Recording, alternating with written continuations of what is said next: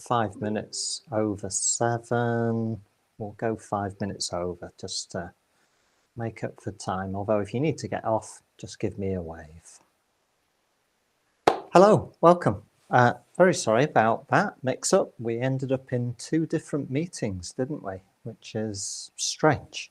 Anyway, here we are, and we're going to explore a little theme, or muse on a theme, as I put it in WhatsApp, on agency. Some of you may have done this kind of thing with me in a different guise, in a previous time, in a galaxy far, far away. But I'm going to revisit it, but with maybe a slightly different movement. So let's get moving, shall we? First of all, seated, standing. Let's just get ourselves moving. Let's start off with 2 hands hold the sky from the Badwajin, a familiar movement. Picking my hands up, nice and slow. Turning them over, and then pressing up above or as far as you feel, and then letting my hands fall away and down. And then once again, lifting up.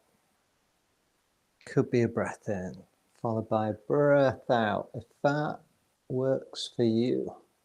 And then down, maybe just letting the breath do its thing on the down, so you can really take your time. That's perhaps more important than anything, is slowing everything down physically, because that appears from studies to be the thing that has the biggest impact on our nervous system.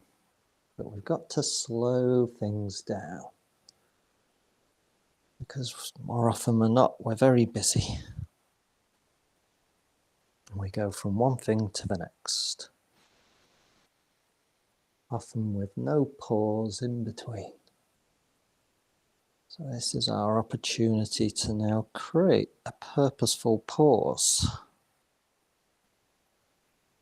Going to go one more time.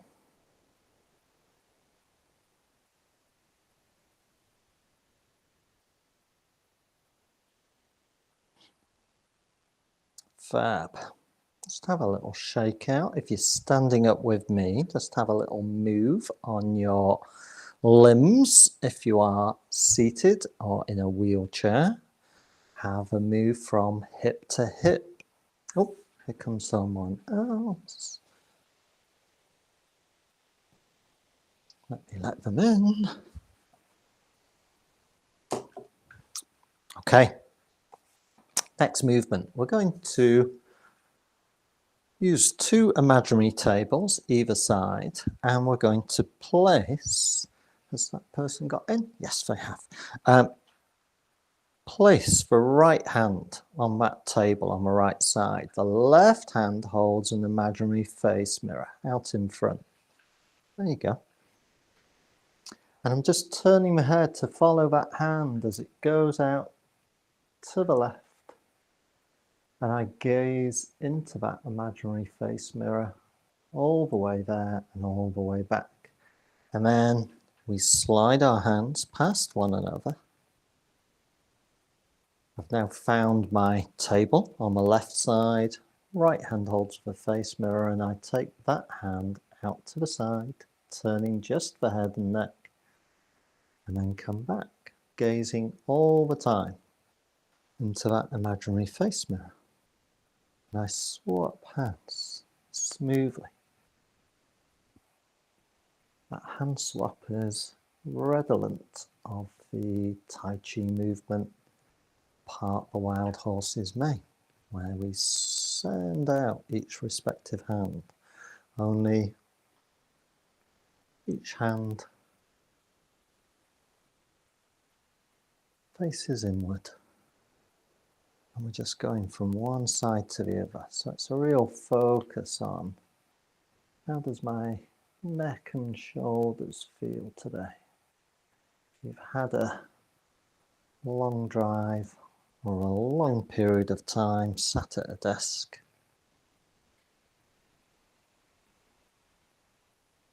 it's a lovely movement.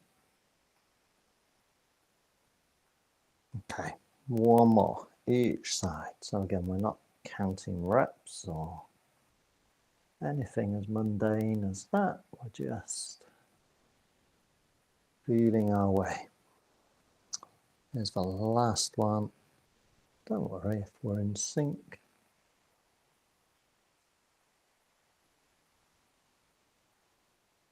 Fab. Once again, little shake, little move on your feet if you're stood up, a little move on your seat as well. And then come to a rest. Okay. There's different forms of Qigong. We know that. And we tend to focus on moving forms of Qigong. But there's lots of Qigong where you don't move or you hold a particular position. So I'm going to take you through a very simple set of Qigong movements that we used to do. We, i.e. when I was learning back in the 1980s, just to give us a sense of a quality called Peng, P-E-N-G, Peng. Peng translates from Chinese to English as an awning or a tent, or perhaps more useful for us as an umbrella or parasol. Okay, so our arms, if we outstretch them to the side with the palms up, can form the ribs of our parasol. Our parasol is upside down, i.e. the handle is up and the tip of the parasol is pointing down, and we've got that shape of the ribs outstretched, and we've got just enough tension to hold that fabric tight enough to form the shape. We don't want to overextend and have very straight hands and arms, because that isn't very good for the parasol or umbrella, but nor do we want to have deep ribs or deep elbows, because that's really not a parasol or umbrella. It's not very useful, is it, in that kind of state? It's neither open nor closed. So we want to find this nice position where we've got some extension, but the elbows are nicely relaxed and the shoulder girdle is relaxed. So let's just bring the hands in. So that was just to get us into the notion of Peng, this sense of extending outwards with a certain amount of strength. But we get into that position by bringing our hands up and holding on to someone. There you go. It's like a hug. Fingers aren't touching. And see if we can just make sure that the elbows are down. Let the elbows drop. If you've ended up with elbows sticking out, that gets quite uncomfortable rather quickly. If we relax the elbows, it almost feels like a sigh. You just let some tension go. And then we open the hands and arms. And as you can see, we begin to take that shape that we had before, only now thumbs are on top and the palms are forward, but we've still got that sense of Peng, P-E-N-G, Peng, to extend outwards, but not too far. And then I could turn my hands over. It's only the hands, and there was that position that we had before. And we could just hold that for a moment, just breathing comfortably. And then we could turn the palms so that they're face down. Still got that sense of extension. You're probably thinking my shoulders are beginning to ache, Phil. And so I'm going to close and bring myself back to that more relaxed place, hanging on to someone nice, and then we let them go. So that's a really simple stepwise Qigong exercise. It has its own kind of discipline. It sometimes simply gets called standing pole because Some people equate that with holding on to a large pole or tree. Sometimes it's called standing tree, but it includes all of these open elements as well. You can probably feel, oh, this is quite hard work in the shoulders. Some Tai Chi schools leave you in those positions for long periods of time. I don't recommend that, but it helps us get a sense of, can I relax my shoulders in these positions, and also get this sense of extension, which is so important when we perform Tai Chi. So let's explore Pung a little bit. We're going to go from one side to the other, catching a tea tray or custard pie as we've done before. I'm going to go to my right, both hands go over to that side. If I was to take my left hand away, you can just see that we've just created that shape. I'm holding that tea tray, but the supporting hand, the left hand, is kind of endeavoring to kind of reach across to the right hand, so it also has some structure. And then we can simply drop the hands down and find that position on the left side. Again, if I was to take my right hand away, we're here. Okay. So we can first of all just start off by these nice easy sweeps. What's rather nice is that every time we drop the hands, everything drops. And then we get into this position where we lift, and the idea is to lift into these positions while keeping the shoulders down. So the shoulders get a feeling of coming down. And then the trick is to try and lift the hands back into place while still keeping that sense of downness in the shoulders, even though we've got the hands out stretched. Not necessarily always easy. Sometimes the shoulders just want to lift every time. It almost becomes a movement pattern. I'm just going from one side to the other and just seeing how that feels. If you feel like it, and it doesn't take too much imagination, we can not only go from one side to the other by dropping the hands, we can also go to the other side by circling above and then finding that position. That's a little more tricky because the shoulders do lift. So then we've got to find that position to let them drop. And then we could go back the other way. Simple movement, but one that begins to help us understand that relationship between our shoulder girdle, hand and arm movements, and this sense of always having some extension. If we wish, we can do big full circles from one side all the way back to where we started. I know my hands are disappearing, but it doesn't matter. So I can drop down, big full circles. There. And obviously I could drop down, come to the opposite side. This happens to be the right. And then again, I could do big full circles back to that position. It's all about that relationship with the shoulders.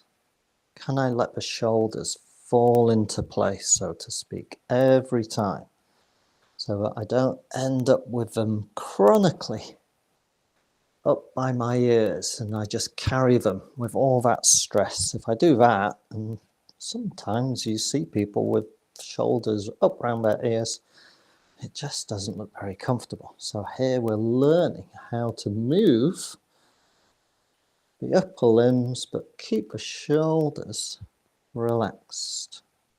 And I'm going to finish there. It's important that we have that sense of depression in the shoulders, depression or elevation if we're lifting, but in this case we're looking for depression because we need it for wave hands in clouds. I'm going to join people seated now just to do so. Doesn't matter if you're still standing. Okay. So when we do wave hands in clouds, we take a familiar embrace, don't we? Instead of our hands being here though, we have one hand on top. I'm going to choose the right hand. That's as if it's between the shoulder blades, and this hand is in the lower back. So now we've got one hand stacked on top of the other. We still have this sense of relaxation through the shoulders. And again, a useful watch point is to always keep the elbows down. If they end up pointing outwards, that tends to lift the shoulders. So top tip is to keep those elbows down. As we know, in wave hands in clouds, we can turn in the direction of the top hand, swap hand placements. We've got the left hand on top, and then we go to the left. And the trick is to go through this motion of hand swapping at each side and still keep the shoulders down or depressed or relaxed, if we want to put it in that term, so that the hands and arms are able to move freely, but we don't build tension up in the shoulder girdle. So there you go. Don't worry, I'm just going from one side to the other, exploring that notion. Don't worry if the hands get mixed up, it's not so important. What's important is this sense of carriage through the shoulder girdle. I'm going to come back and relax. So how can we help this sense of carriage, of this sense of relaxation? I can take you to the seaside. Not Margate or Blackpool, sorry, even though they might be fun places to go, they're jolly chilly at this time of year.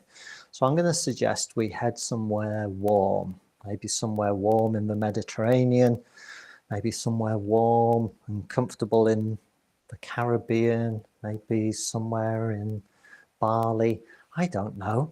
You probably have somewhere in mind already, so kind of have that place in mind, but make sure you feel comfortable. Make sure you have this sense that we're going to go into the sea, that the sea is lovely and warm and comfortable.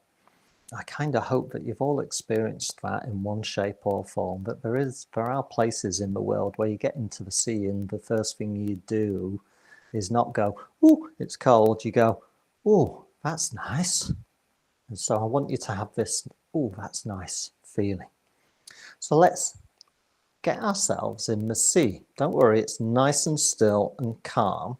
And we're just going to have it come up to probably just about waist level. Okay. Nice and calm, waist level, seated or standing. So it accommodates for you, whether you're seated or standing. Don't worry, seated people, it hasn't gone over our heads. Okay. So we immediately get a sense of buoyancy just by being in that watery environment. And we can use that buoyancy to give us a sense of support and relaxation. So let's have that in mind. We're going to bring our dance partner in as well. So that's fun. So we're going to embrace our dance partner. So if you were thinking about it, our upper elbow might just be above the waterline, okay? And then the gentlest of swells, because we don't need much, okay? I've got my right hand on top, so imagine a gentle swell is going to come in from the left, and we're just going to go with the flow. So I'm going to count us in. Really imagine there's a sense of movement coming from the left. 3, 2, 1, and we just go with it. And then it passes by and we get that lull and we get an opportunity to swap hands. But as we do so, we're aware of a swell coming from this right side and it carries us to the left and off we go. And then it passes by and we rest in the lull. We have time to swap hands. And then we go back with another swell in the opposite direction. It's a bit peculiar to have these waves going from one side to the other, but it's giving us that sense of ebb and flow from one side to the other. And I'm hoping that we get a sense of buoyancy. And again, some of us have kind of enjoyed a seaweedy kind of analogy in previous sessions where we could make like seaweed, gently going with this very easy, buoyant and supportive flow from one side and then to the other. So let's come back. Let's imagine everything goes calm again. As I said, it was barely visible in any case, very gentle. So there we have our first sense of being in the flow, in the ocean, and we're letting the ocean do the moving. We're being rather passive. We're kind of just literally going with the flow wherever it takes us, and we just move with it. Tai Chi wouldn't be Tai Chi without its opposite, okay? So the opposite of being passive is being active or having this sense of agency.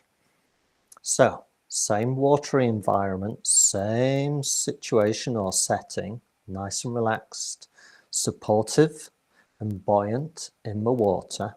Only again, it's very calm and still. Only this time, the only way that we're going to get any kind of wave is if we make them. We're going to create the waves. So once again, bring your dance partner into position again, right hand on top. That way we all go in the same direction. So now we have to create the wave. We've got to push to the right and send a wave off, heading towards the horizon. We get time to swap the hands, and now we've got to push a wave to the left and send that off to the horizon. And then a second wave pushing to the right. So we begin to create this series of waves, but we are the ones who are creating waves. We are the agent of all of this movement.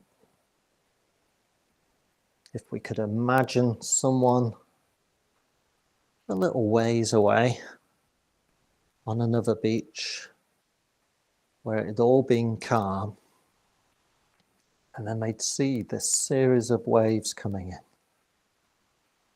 And they'd go, "Oh, that's Kate making waves over in the other part of the ocean," or "that's Simon making waves."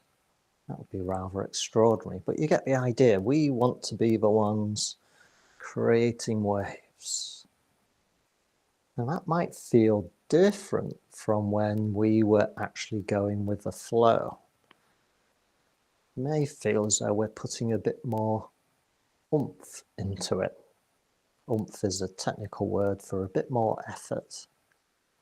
So again, I'm not talking technically about what we really do with hands and arms, that doesn't matter.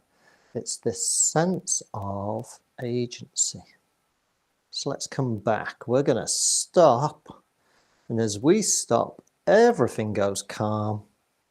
The last waves that we pushed out find their way to their respective shores, and once they break upon the shore, that's it, everything goes calm.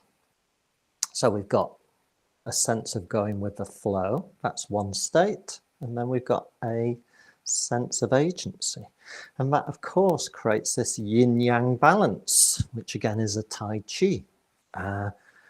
Opposites, extremes. And Tai Chi kind of, as a practice, wants us to kind of embrace both. We want to have a sense of agency where appropriate, but we also want to go with the flow when circumstances that are bigger than us demand it. And it's, you know, the old kind of nugget of wisdom is we need to know the difference. When do we go with the flow and when do we actually have to exercise some agency in our lives in order to make things happen? So that's something to ponder on.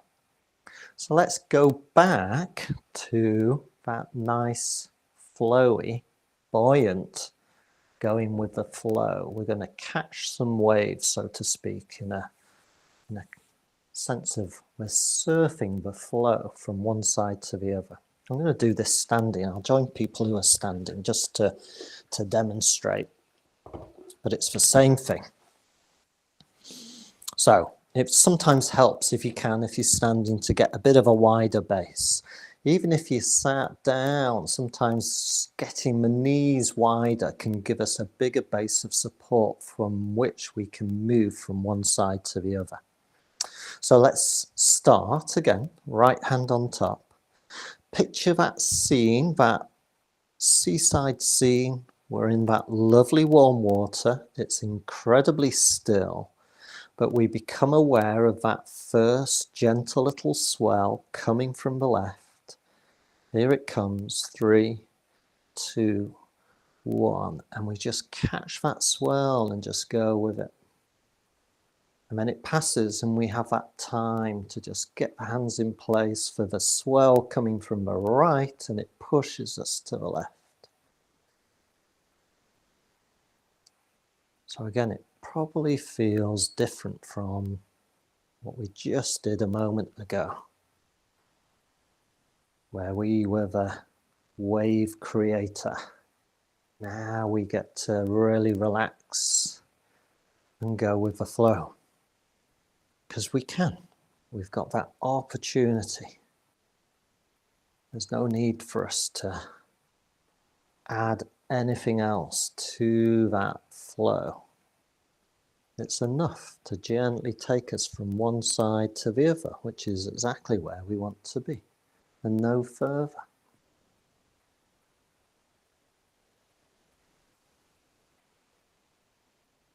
And we just happen to make these interesting hand and arm movements from one side and then to the other. And it becomes this Tai Chi sequence that we are familiar with, that's called wave hands in clouds. Clouds being just a different form of water, only it's vapor. But we still have this notion of movement that lilts from one side to the other.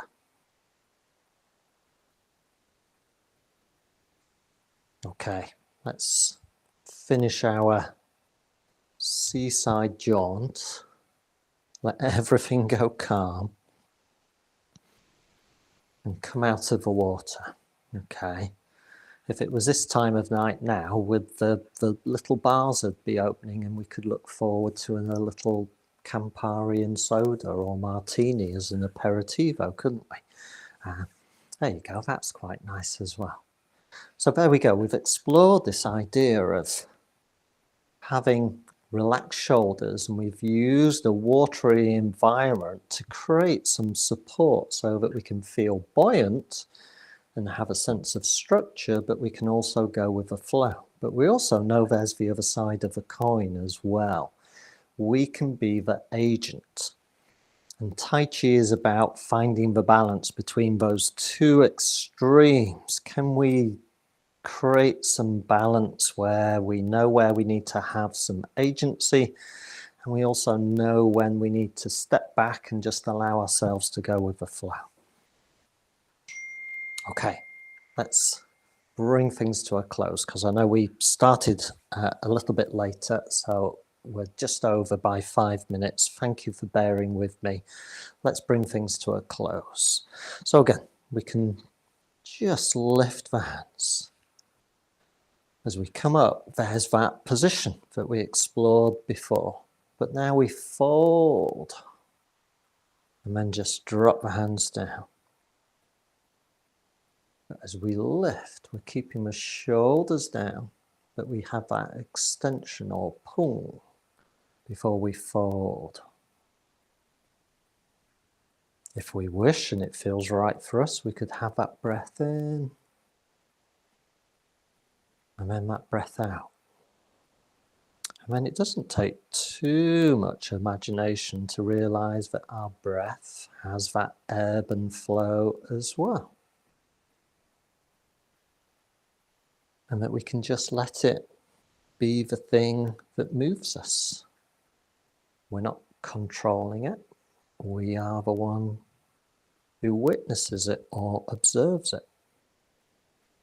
And that can be a really nice way of relaxing on an evening time, to just spend a little time with your breath, but not as a breath exercise. That's a different thing. That's us being an agent in breath. Here we're, again, taking ourselves to the seaside, and the breath becomes the wave that moves us. And that can be a really nice way of getting us tuned into sleep. Because don't forget, once you're fast asleep, you still keep breathing. So again, we don't have to always be in control of something that's very automatic. So thank you so much for joining me this evening. Sorry we were late in. We ended up in 2 different spaces or meetings, but we got there in the end. Let me stop the recording. If that's provoked any questions or thoughts, let me know.